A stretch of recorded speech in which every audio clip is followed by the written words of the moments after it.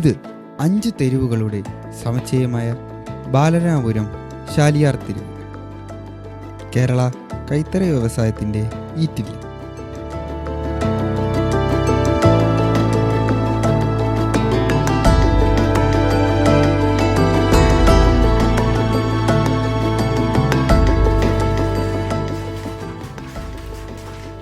പതിനെട്ടാം നൂറ്റാണ്ടിൽ തിരുവിതാംകൂർ മഹാരാജാവായ ബാലരാമവർമ്മ കൊട്ടാരത്തിലെ തുണിത്തരങ്ങൾ നെയ്യുന്നതിനായി തമിഴ്നാട്ടിലെ വള്ളിയൂരിൽ നിന്നും ശാലിയാർ ഗോത്ര വിഭാഗത്തിൽപ്പെട്ട 5 കുടുംബങ്ങളെ ഇവിടെ കൊണ്ടുവന്നു.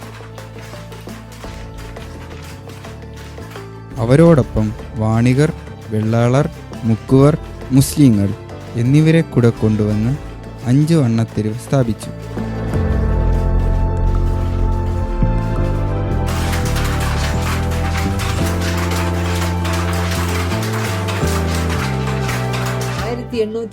ഞങ്ങളുടെ പൂർവികരെ വള്ളിയൂരിൽ നിന്ന് ബാലരാമവർമ്മ രാജാവ് ബാലരാമത്ത് കൊണ്ടുവന്നതാണ്.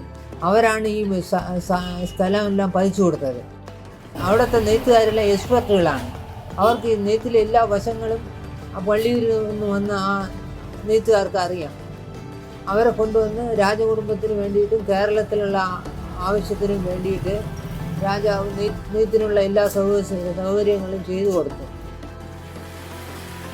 ഇന്ന് ശാലിയാർ ഗോത്ര വിഭാഗത്തിലെ 600ഓളം കുടുംബങ്ങൾ ഇവിടെയുണ്ട്.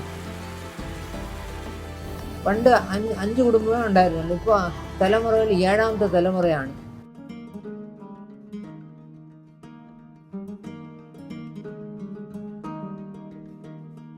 പെണ്ണുങ്ങൾക്കുള്ള പുടവ, കവണി, ബ്ലൗസ്, സാരി ഇതെല്ലാം ഈ ടൈപ്പിലാണ് ചെയ്യുന്നത്. മറ്റേ വേഴ്സിയും മറ്റു ഐറ്റങ്ങളെല്ലാം ആണുങ്ങൾക്കുള്ളെല്ലാം ഷട്ടിൽ ഇങ്ങനെ അടിക്കണത് കണ്ടിരിക്കും നിങ്ങൾ. അതിലാണ് നെയ്യണത്. ഇതാണ് ഈ ജ്ഞാനിമാരുകളും സന്യാസിമാരും മഹർഷിമാരും എല്ലാം ചെയ്യുന്ന തൊഴിൽ.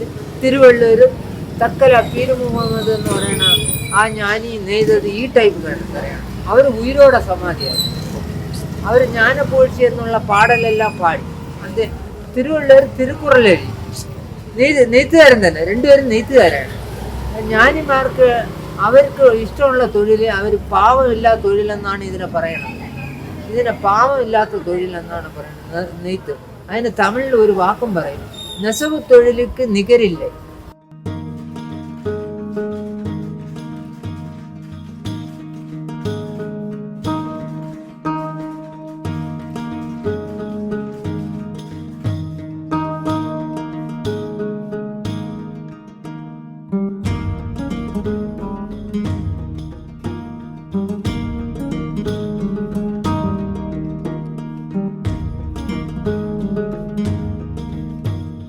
പ്യുവർക്കായാലും സാരിയെല്ലാം ഒരു 3 ഇഞ്ചിൻ്റെ പുടവയും കവണിയാണ് 10-15,000 രൂപ വില വരും.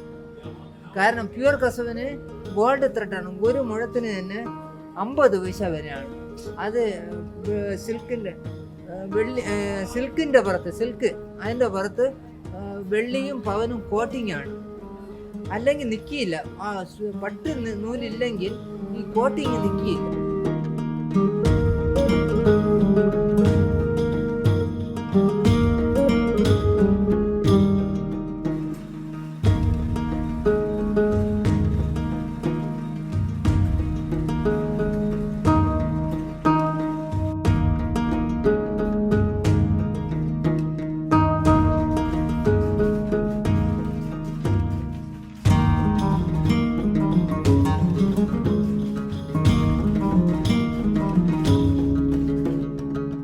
ഇത് ആദ്യം അവർ മില്ലിൽ നിന്ന് നമുക്ക് നൂല് തരും. ആ നൂലിനെ കുരുക്കില്ലാതെ ഇങ്ങനെ എടുക്കണം. എടുത്ത് വലിയ തൊട്ടിയാണെങ്കിൽ തൊട്ടിയിലിട്ട് ചവിട്ടാം. നമുക്ക് തൊട്ടി കെട്ടാനുള്ള സ്ഥലമില്ല, സിമെൻറ്റിൽ.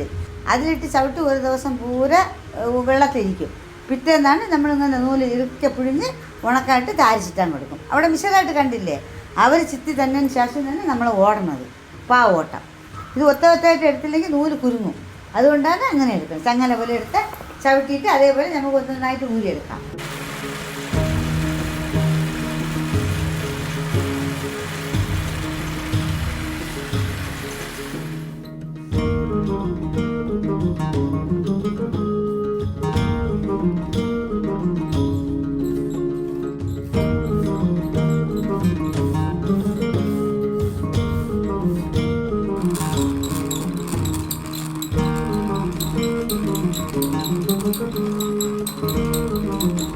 ഒരു കാലത്ത് പ്രൗഢിയുടെ അടയാളമായിരുന്ന കൈത്തറി ഇന്ന് പ്രതിസന്ധികളിലൂടെ കടന്നു പോകുന്നു. കുറഞ്ഞ വേതനമാണ് ലഭിക്കുന്നത് എങ്കിലും തൊഴിൽ ഉപേക്ഷിക്കാൻ ആരും തയ്യാറല്ല. 10 താര ചുറ്റി കൊടുത്താൽ 15 രൂപ.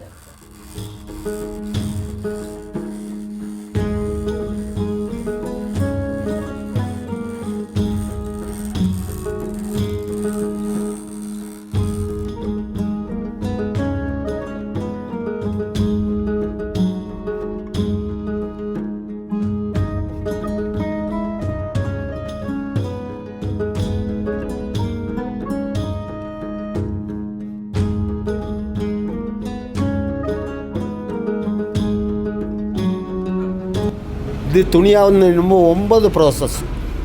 9ാമത്തെ പ്രോസസ്സാണ് ഈ ലൂം തുണിയായി വരുന്നത്. ലൂമിൽ ആദ്യത്തേത് പരുത്തിച്ചെടിയിൽ നിന്ന് പഞ്ഞി എടുത്ത് ആ പഞ്ഞി സ്പിന്നിങ് മില്ലിൽ കൊടുത്ത് നൂലാക്കി യാണാക്കി ആ യാണിനെ നമ്മൾ വാങ്ങി നനച്ച് ചുറ്റി ഓടി ഉണക്കിയെടുക്കുമ്പോൾ വാർപ്പാണ് പാവ്. പാവിൻ്റെ കുറുകെ ഒരു വാക്ക് പോകുന്ന നൂലാണ് വാർപ്പ്, മറുവാക്ക് പോകുന്നതാണ് ഊടും പാവും കൂടി ചേർന്നാലാണ് ഇവിടെ തുണിയാവുന്നത്.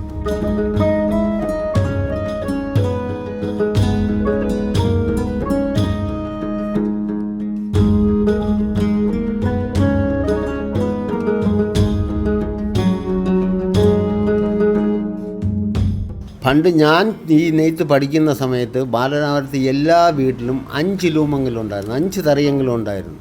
ഇപ്പോൾ ആകെക്കൂടെ ഉള്ളത് 15 തറിക്കകത്തേ ഉള്ളൂ. ഒരു 10 വേസ്റ്റ് 10, 14, 15 വേസ്റ്റ് തറിയും ഇത് ഒരു തറിയാണ് കൈത്തറിയായിട്ടുള്ളത്. ഇത് കറക്റ്റ്. ഇതിലെല്ലാ ഉപകരണങ്ങളും കൈകൊണ്ടുണ്ടാക്കുന്നതാണ്, മെഷീനിൽ ചെയ്യുന്ന ഒന്നുമേ ഇല്ല. അതാണ് അതിനെ കൈത്തറി എന്ന് പറഞ്ഞത്. കൈത്തറിയെന്നും കുഴിത്തറിയെന്നും പറയും. കുഴിത്തറിയിലും അടിച്ചു നെയ്യുന്ന തറിയുണ്ട്, ഇത് എറിഞ്ഞു നെയ്യുന്നതാണ്. ഇതിലെ തുണി നല്ല നേർമയായിരിക്കും. ഈ അച്ചെന്ന് പറഞ്ഞാൽ മുളയിൽ ചീവി എടുക്കുന്നതാണ്, ഇരുമ്പല്ല. അടിച്ചു നെയ്യുന്ന തറയിൽ ഇരുമ്പാണ്. അത്രയ്ക്ക് നല്ല സിൽക്ക്, നല്ല നേർമയുള്ള തുണി നെയ്യാൻ വേണ്ടി കൊണ്ടുവന്നതാണ്.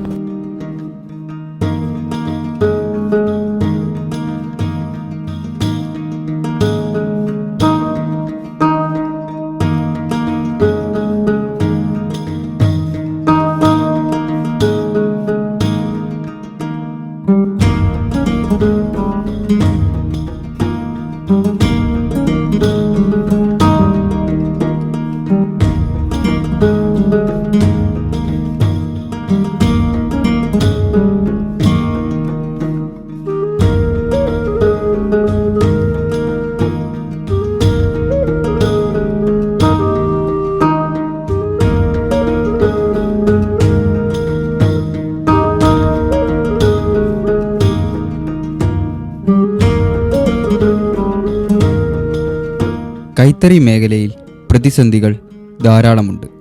എങ്കിലും പുത്തൻ പ്രതീക്ഷകൾ അവർക്ക് ജീവൻ പകരുന്നു.